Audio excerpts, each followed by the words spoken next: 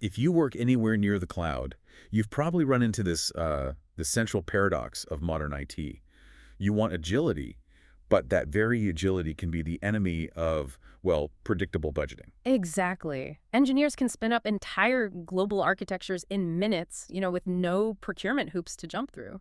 And that speed is amazing for the business, Mhm. but it creates just massive cost variability. It really does. So today, we are doing a deep dive into the FinOps capability that's designed specifically to, wrangle that variability. We're talking about planning and estimating.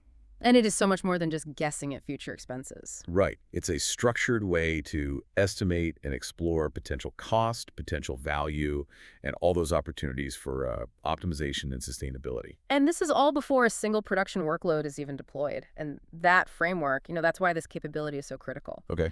Our sources all confirm that successful organizations, they don't just hope for the best. They build a really robust set of practices for looking forward. The mission for us today is to show you how they do it. How they systematically align every single proposed resource, from a tiny storage bucket all the way to a huge application migration. Exactly. Aligning it with precise financial and, increasingly environmental targets. And what really struck me is just how huge the scope of this work is. It's not just estimating, say, migrating a whole legacy app to the cloud. Oh, not at all. You could be estimating the financial hit of just changing a single database service or swapping one type of compute for another. So the most valuable thing you get out of this isn't just one number. No, absolutely not. It's a set of comparisons. Teams are constantly creating multiple estimates to compare scenarios. What do we use option A versus option B? And you need to know which one gives the best financial return, which one's the easiest to deploy, and I guess which one has the smallest environmental footprint. Those trade-offs are where the real value is. Okay, so I think we need to clarify something foundational right away. Yeah. A lot of listeners are going to be familiar with the term forecasting cloud costs. And this sounds, very similar to planning and estimating, or P&E. Yeah. So where does the source material draw the line between those two? Yeah, that is a crucial distinction, and honestly, it's where a lot of teams can stumble. P&E is, at its heart, exploratory ideation. Exploratory. It happens before you commit to anything. It's the what-if stage. You use it to understand potential future costs under completely different possibilities. A big modernization, a new product launch, a complex migration.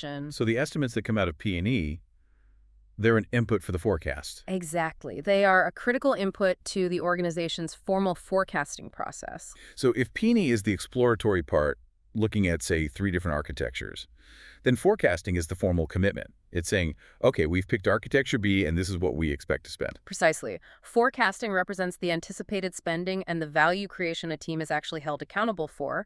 But you can't build a reliable forecast without doing that deep P&E work first. Right. You have to define the scope of the estimate, figure out the level of detail you need. Is it a quick guess or service level granularity? And then model the parameters for that future state. And I imagine the need for all this scenario planning is driven by the sheer variety of cloud services available. Oh, absolutely. They all have different price tags, different operational costs. You're comparing traditional virtual machines to managed services, or Kubernetes to serverless. And that's where the P&E work becomes a real competitive advantage. You might estimate that moving to, say, a serverless model scenario A cuts your monthly cost by 30%, but it might require 6 months of engineering effort and retraining. Whereas keeping it on a VM, scenario B, costs 10% more, but it's a simple, 1-month lift and shift. So you need those competing documented scenarios, cost, effort, business impact, to make a genuinely strategic call. You absolutely do. Okay, let's get practical. Let's talk about the how. Since the scope is so wide, the sources highlight 6 distinct techniques that organizations use. And I think we need to walk through these because it's clear that no one method is a perfect fit for every situation. Absolutely not. So the first and probably the most common starting point is cost calculators. These are the tools from the cloud providers themselves, or third parties. That's right. Their big advantage is speed and accessibility. They work great for simple service swaps. Like if I'm just replacing a small VM with a bigger one. Exactly. Or swapping database A for database B. Gives you a quick baseline. But they really fall short when you're trying to estimate something that doesn't exist yet, like a whole new application. Because it can't model all the complexities? Right. It can't model complex networking costs or shared costs or how your specific usage patterns will behave in the real world. They're a good starting block, but they're rarely the final estimate. Okay. So number 2 on the list leans into that growing focus on environmental impact. Carbon calculators. Yeah, these are essential now for any organization with ESG goals. They're specialized tools that estimate the carbon footprint, usually in metric tons of CO2 equivalent, MTCO2e. So product teams can compare scenarios not just on dollars, but on their actual environmental impact. Precisely. Okay. Moving on to method 3. Using similar applications, this feels like pattern recognition. It is at its best. If your engineering teams have created consistent, well-documented reference architectures, you can leverage those existing systems. So you compare the cost and performance of a new system based on what an old similar system is already doing. Right. It's a great way to anchor an estimate in real-world data, not just some theoretical numbers from a calculator. All right, technique number 4 is extrapolation from past cost. This sounds simple, but I feel like it could be easy to get wrong. It's the bread and butter for small changes in big established systems. If you're just increasing a memory cache size by 50%, you can pretty easily extrapolate the cost impact. But where does it fail? It fails when you're dealing with complex, rapidly growing resources. Let's say your app is a hit and usage is doubling every month. Okay. Simply extending last month's spending isn't going to capture that exponential growth. You have to qualify the extrapolation with your expected growth rates. That makes sense. And that brings us to number 5, which the critique really highlighted as a key insight, incorporating the expectations of future plans. Yes, this one speaks directly to a very common budget pitfall in the cloud. Which is? The common mistake is estimating the cost of a full production environment today, even if you know those resources won't be fully used for 6 or 8 months. And that inflates your current budget requests and causes spending freezes elsewhere. It absolutely does. So instead, you incorporate the phased implementation. You're saying your estimate should account for the fact that the dev environment launches now, test launches in 3 months, and production doesn't go live until month 8. Correct. It dramatically improves the accuracy of your quarterly budgets and makes sure you're only allocating money when that capacity is actually needed. This last one, number 6, is where it gets really interesting for me. Trial run estimation. This sounds expensive, but the sources say it's often the most precise method. Why is that?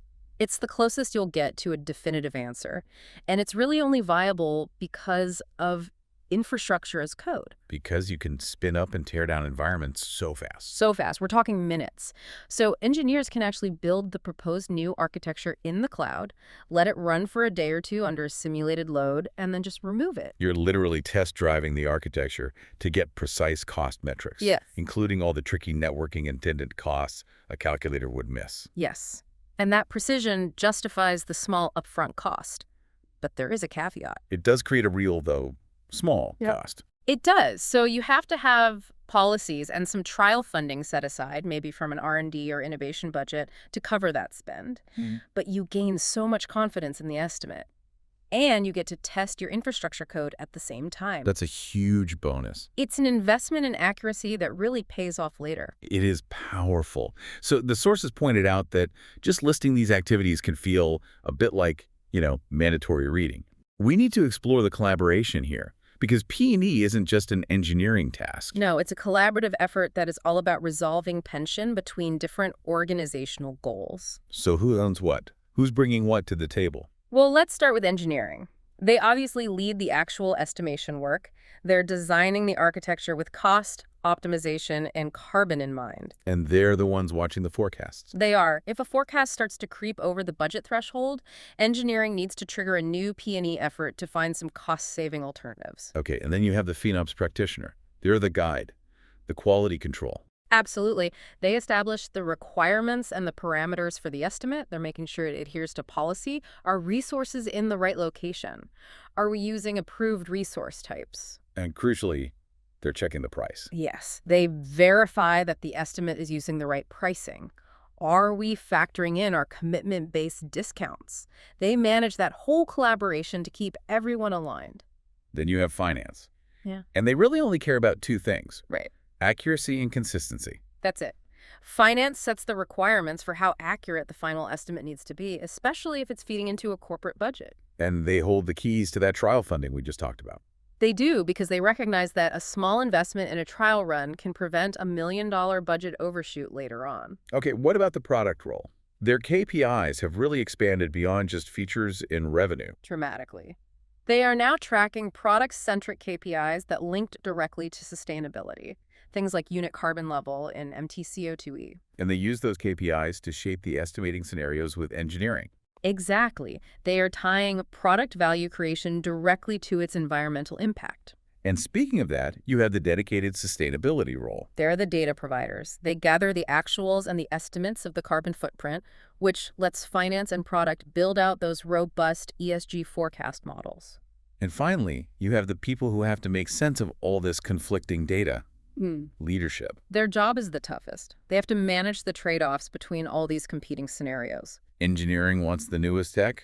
Finance wants the lowest cost. Product wants features out the door yesterday. Leadership has to ensure that the tech spend and ESG priorities all align with the overriding business value. They manage those competing priorities and give the final sign-off. That is a picture of some intense but very necessary collaboration. So if P&E is working the way it should, how does an organization know? What does that maturity spectrum look like? Right. The crawl, walk, run framework shows that evolution pretty clearly. At the crawl stage, an organization is just trying to survive. They're using simple build patterns. Estimates don't have to be super granular because cloud spend is low. Exactly. You see a high reliance on basic trend-based extrapolation, and estimates are often documented manually. It's the classic spreadsheet chaos. But there is at least an awareness of the link between usage and carbon.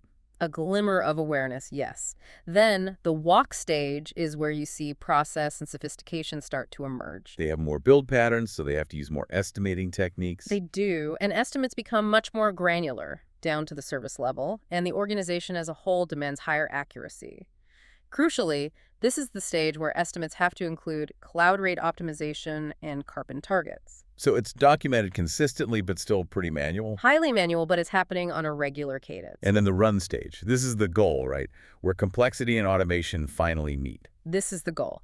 This is for complex, large-scale estimating. The estimates are incredibly granular. They include not just direct costs, but shared costs, platform costs, support, sustainability, Policy compliance checks, even. all of it. And critically, these estimates are automatically discount adjusted and amortized over time. So you know the true cost per day. We are way past sticker price at this point. We're looking at what you actually pay after all your contracts are factored in. Exactly. And the ultimate goal on the run stage is real-time visibility, a single source of truth that shows how current cloud usage is impacting your estimates, your forecasts, and your carbon footprint. So you've got automated data flowing between your cloud cost data, your ESG systems, and your back-end accounting. Seamlessly. That's the dream. Let's tie this back to results. What are the key performance indicators, the KPIs, that prove to finance and leadership that this is actually working? The top measures really focus on accuracy and speed.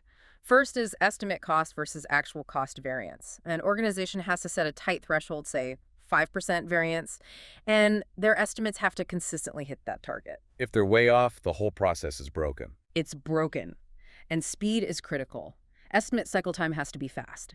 If an estimate takes 3 weeks, the business opportunity might be long gone. Right. The third KPI is estimate comprehensiveness. Do they include shared costs? Do they have the right pricing metrics? The sustainability impacts has to capture all the variables. And finally, what about those really mature organizations? They establish company-specific unit cost and usage KPIs. They use their big contracts, their EDPs and PPAs, to calculate the cost of a single transaction or a single user. Which allows them to tie their planning directly back to the value the business is actually delivering. That's the ultimate connection. So we started this by talking about the huge complexity that cloud variability brings to the table. What we've really explored today is the systematic structure planning and estimating that's required to tame that complexity. It is. You're taking complexity, you're factoring in pricing, architecture, all these different priorities, and you're distilling it all into actionable, competitive scenarios. A capability that seems absolutely essential for making robust plans and just communicating confidence across the entire organization. I think if we zoom out, the biggest shift here is really in the inputs that are required. Robust P&E now demands not just technical and financial details, but this explicit awareness of ESG regulations and sustainability standards. That's the new minimum requirement for planning value creation in the cloud. It is, and this raises, I think, an important question for you, the listener. In a world of volatile cloud costs and increasing compliance, how far out do your most complex projects incorporate carbon targets and sustainability policies into their very first financial estimates? The ability to answer that question confidently is what really determines whether you are crawl, walk, or run.